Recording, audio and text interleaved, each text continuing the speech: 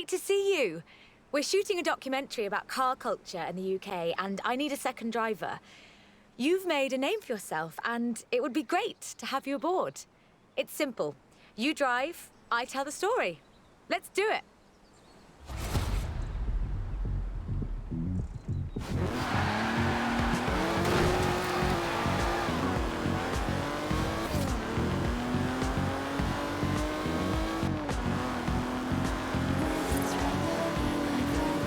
From Aston Martin to McLaren and Bentley, Great Britain is home to over a century of automotive excellence.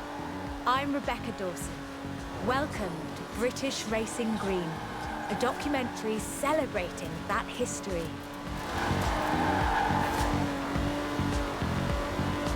The Aston Martin DB5 Vantage was the quintessential Grand Tourer of the 1960s, combining British engineering and Italian design.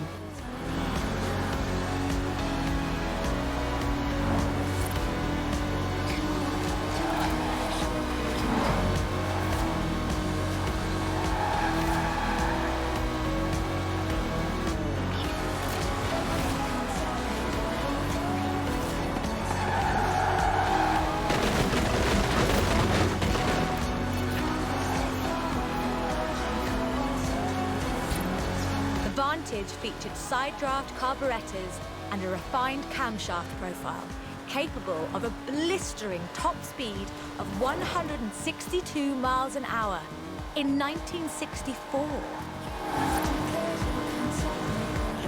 The clean lines of Superleggere's bodywork, reclining seats and wool carpets created a car that was luxurious as well as fast.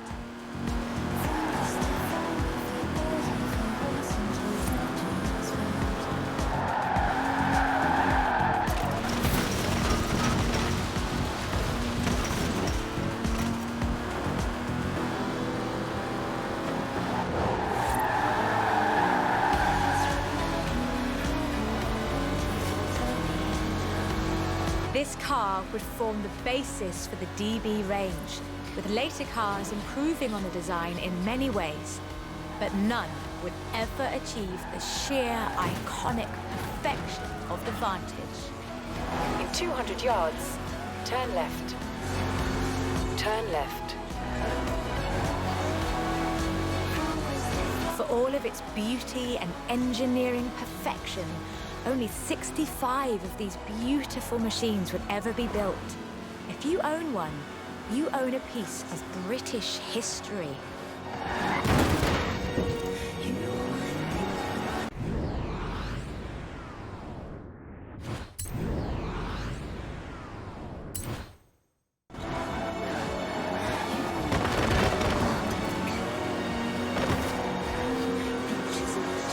In 200 yards, you will arrive at your destination.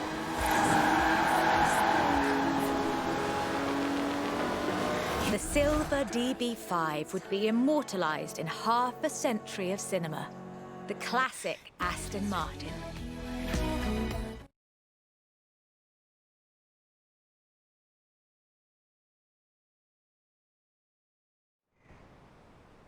But in 2016, a new DB was unveiled, heralding the dawn of Aston Martin's second century. The DB11 is the first production turbocharged Aston Martin. But is it a worthy successor to that legacy? The short answer is yes. It's bold, responsive, and agile, with perhaps the best GT chassis in the world. And listen to it.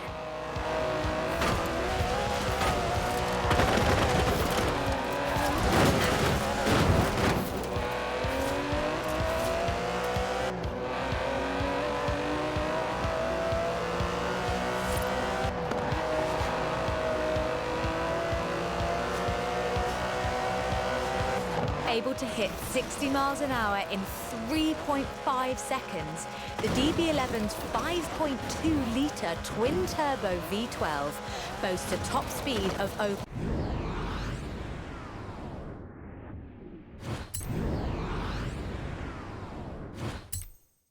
over 200 miles an hour. Turn around when it is safe to do so. Recalculating route.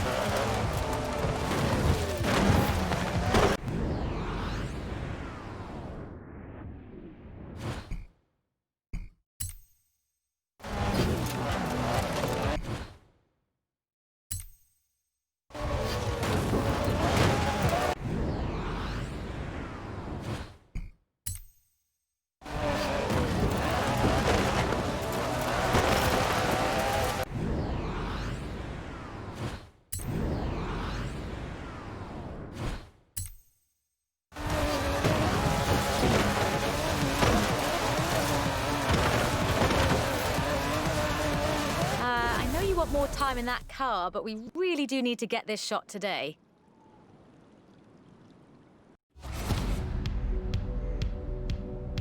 The short answer is yes. It's bold, responsive, and agile. It's perhaps the best GT chassis in the world. And listen to it.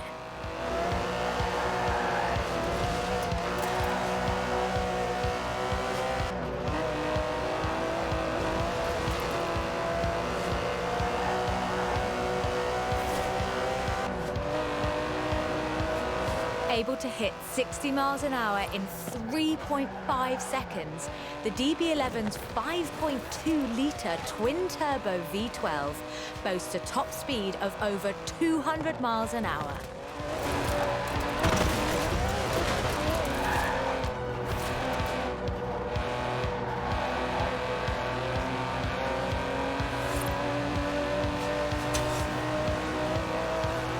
The DB11 is not the fastest car in the world, but then it's not trying to be. It's sophisticated, effortless luxury. It's an Aston Martin.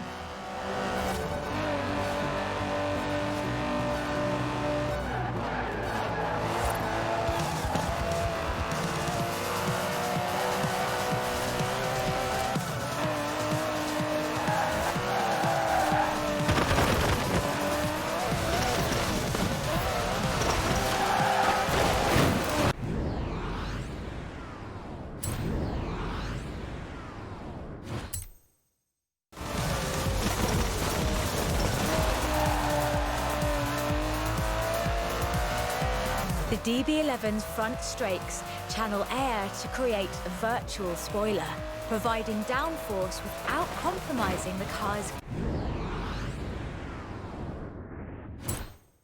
clean lines. Brilliant.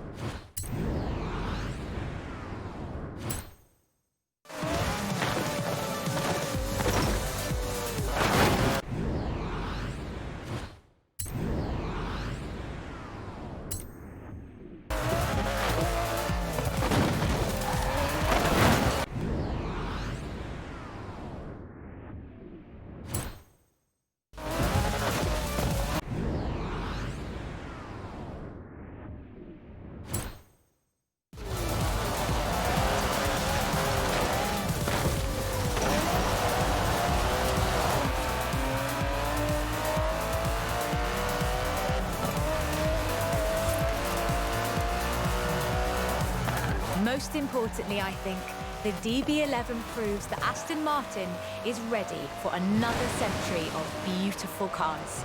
And I can't wait.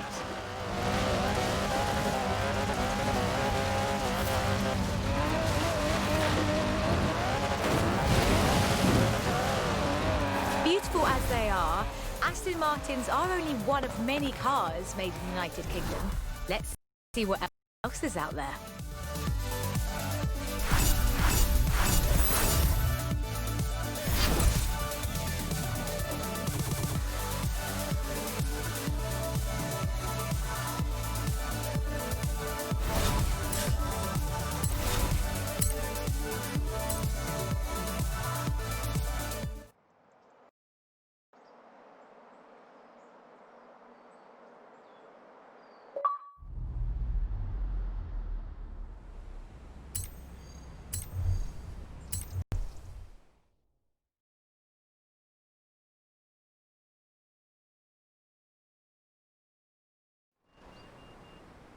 This is shaping up nicely.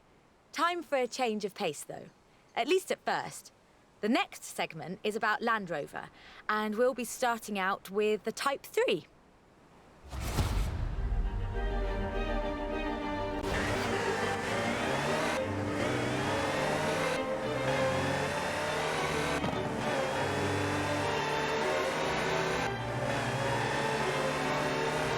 Land Rover, the British sports utility vehicle. But before that, they were actual utility vehicles. Solid, tough trucks, unstoppable over almost any terrain. In 400 yards, turn left. The Land Rover Type 3 marks the point where that shift begins, and we'll be looking at what that meant. Turn left.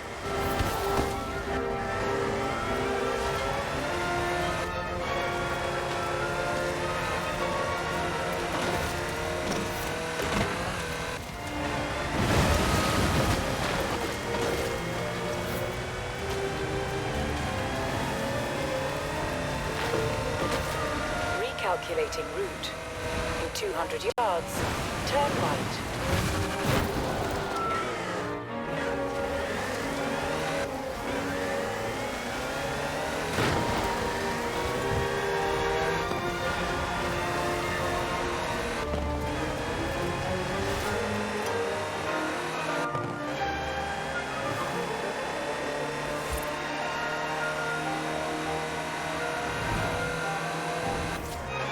Over 500,000 Series 3s were built, and over 70% of those are still on the road today. They were extensively exported and built under license abroad. Belgium, South Africa, even Australia and New Zealand. With a robust chassis and signature Land Rover engineering, the Type 3 also marked the first time that buyers could choose interior options, like seat box protectors and cubby boxes.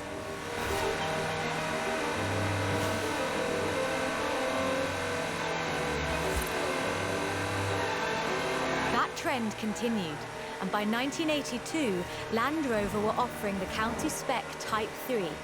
Leisure drivers could choose from such luxuries as all-cloth seats, soundproofing, and tinted glass.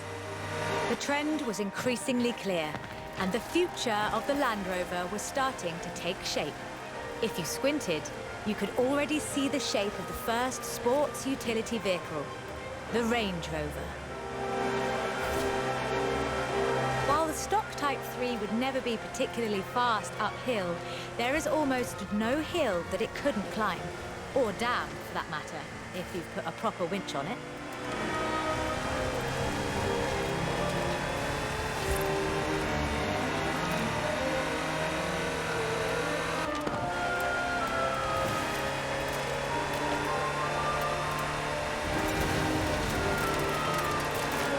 In 1978, a Series 3 was custom-built for Her Majesty Queen Elizabeth II. It only had 1,892 miles on the clock when it was auctioned into private hands. And it was in perfect condition. It would be. After all, she trained as a mechanic in the 1940s and will likely remain the only royal able to strip and rebuild an engine. Turn around when it is safe to do so.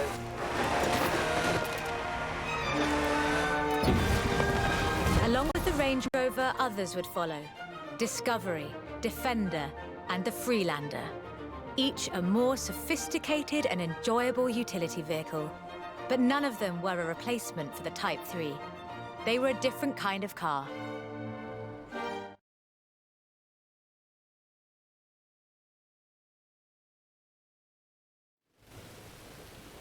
The Type 3 was arguably the first sports utility vehicle, an evolution of the design that would lead ultimately to this. The Bowler Nemesis, an off-road racing vehicle that turned into a production SUV, the Nemesis EXR. It sports a turbocharged 5-litre Land Rover Jaguar engine, crammed into a carbon fibre chassis with integral roll cage. It even has the grille, headlights and rear lights from a Range Rover.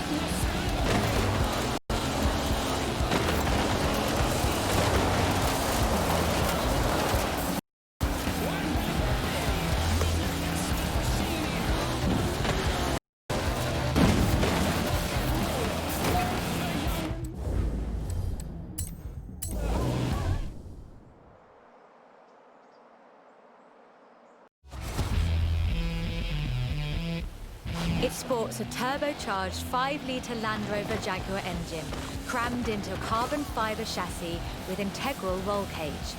It even has the grille, headlights and rear lights from a Range Rover.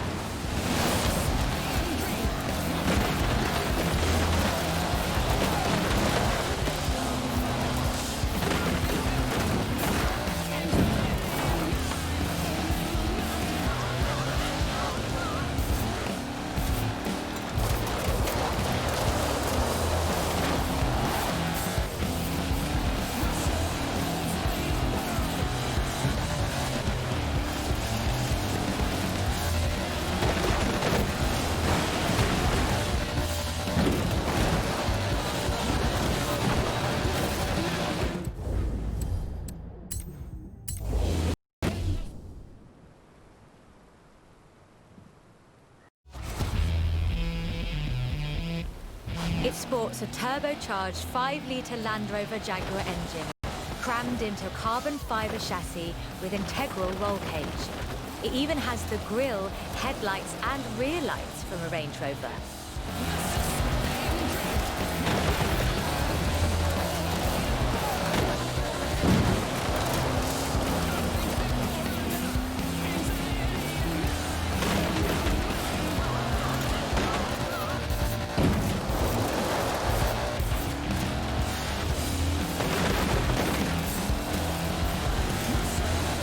If you want to see what the Type 3 would be like if it ever stopped doing important things, this is it. And it's beautiful.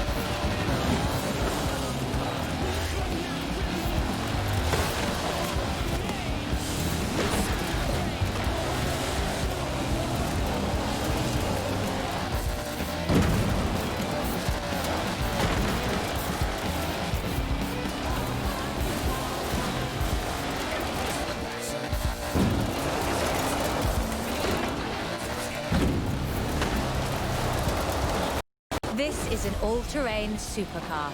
That's the only fair description for this. But that's what you get when you build an SUV with Land Rover DNA.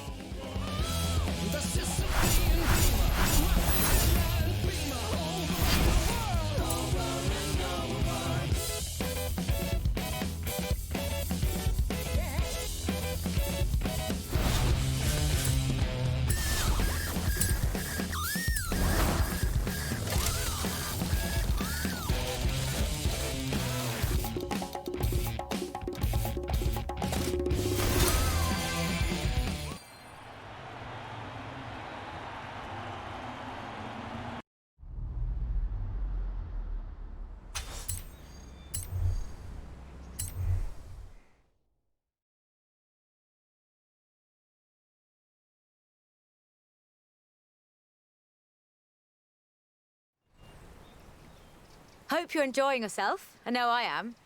It's great to be able to just focus on telling the story while someone else handles the driving for once. Let's get to the next one. This time, it's Lotus.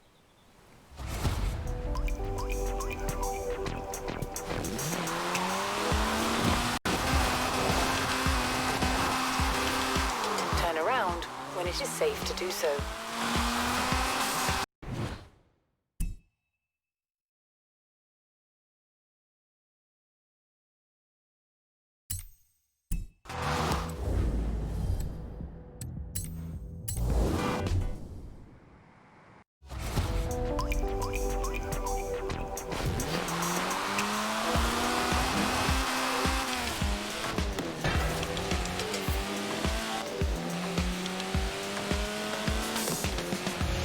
Lotus Engineering Limited began as many stories in British engineering do, in an old barn.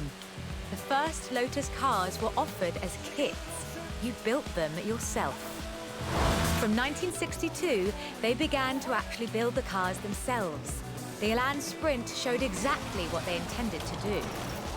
Built around a steel backbone with a fiberglass chassis, the Sprint weighed in at a meager 687 kilos parked on the curb. On the road, this translated into brilliant agility and fantastic performance.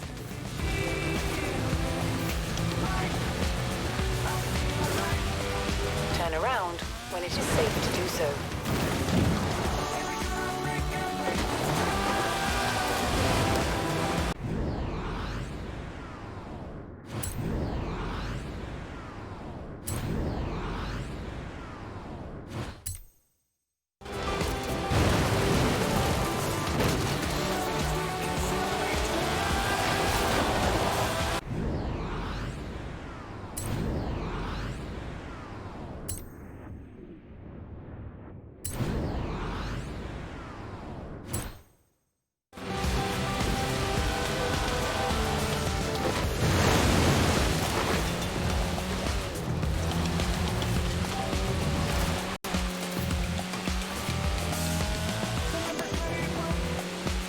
In 400 yards, turn right.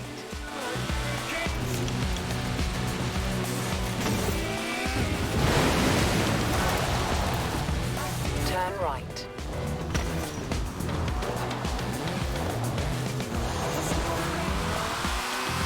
In 100 yards, turn left. Widely hailed as one of the greatest sports cars of the 1960s, the Elan would be closely studied and emulated, inspiring such masterpieces as the Mazda MX-5. The Elan has all the energy, style, and enthusiasm you would expect. Bold, quick, and fun. So much so that they put it in the name.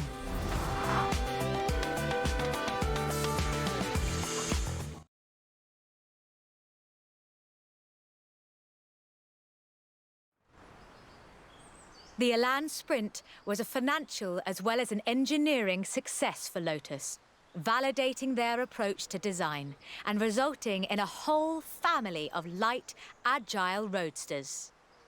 Which brings us to this, the Lotus Exige. It's heavier than the Elan, admittedly, but it's faster, much, much faster. Touch the pedal, the Exige responds with instant, relentless acceleration, as you'd expect.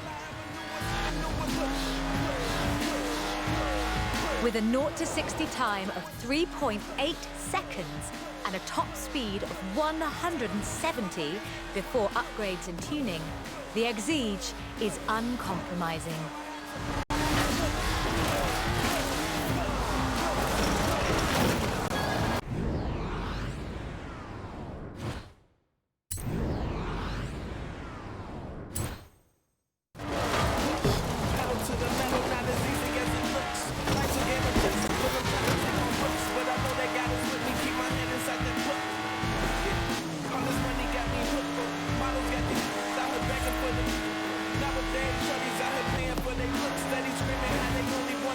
And there's no power steering, so you can really feel the road.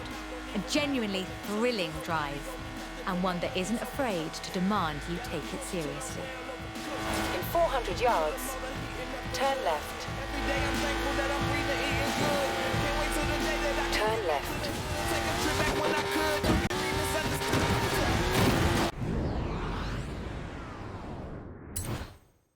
Turn around when it is safe to do so.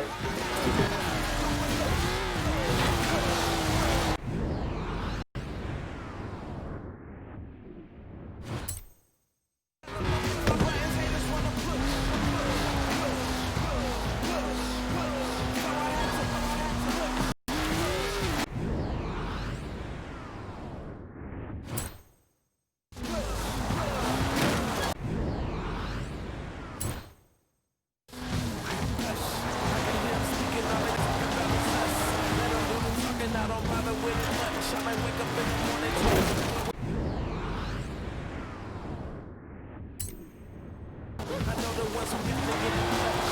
When I fall and hit the ground, they hold me like a crutch. I just pray this fire keep on burning like a pray he keep the fake away from me, don't interact with such.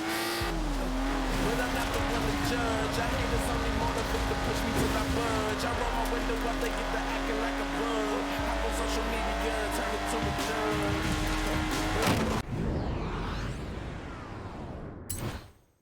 How much more I gotta go? I never hold a grudge. 'Cause I had to push, get it done. I had to push, get it done.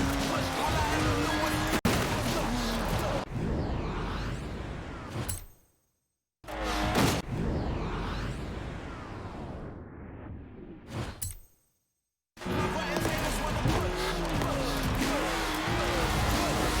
In 400 yards, you will arrive at your destination.